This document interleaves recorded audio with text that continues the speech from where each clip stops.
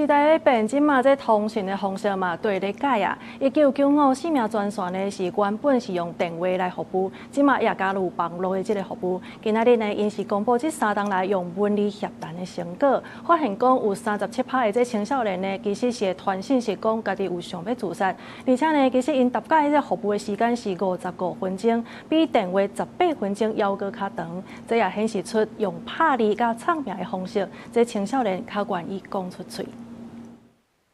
大家拢有听过1995生命专线，不过时代咧改变，现在青少年已经无介意讲电话啊。生命专线为着要下青少年的习惯，伫3天前积极推动文理协谈，改用赖、面册、传信息的方式来关心青少年。青少年你要叫用电话来讲较困难，所以大家用文字来表达，这会使甲拄一其实是足孤独、足孤单。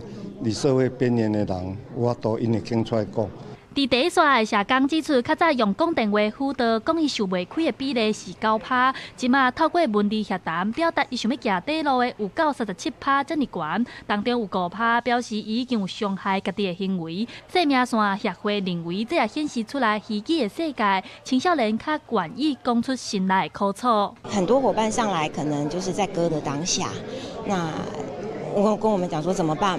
我好罪恶哦，我割我自己了。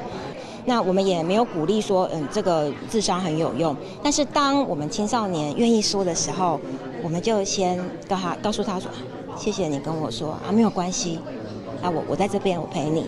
生命线协会指出，文理协谈对2023年试办到今，服务量已经新中4倍，服务超过3600人。大部分求助的年岁站是13岁至29岁，上细汉的敢若12岁。数据也显示，每届文理服务的时间是55分钟，和卡电话18分钟比起来，加出来37分钟。其中有75%感觉心情变好。生命线也提醒，青少年的自伤行为常常互人误解是咧加可怜，实际上因是求助的信号。未来因若计划加入 IG 找即寡少年人爱用的平台来协助青少年。记者陈阿轩、林旭凯台北报道。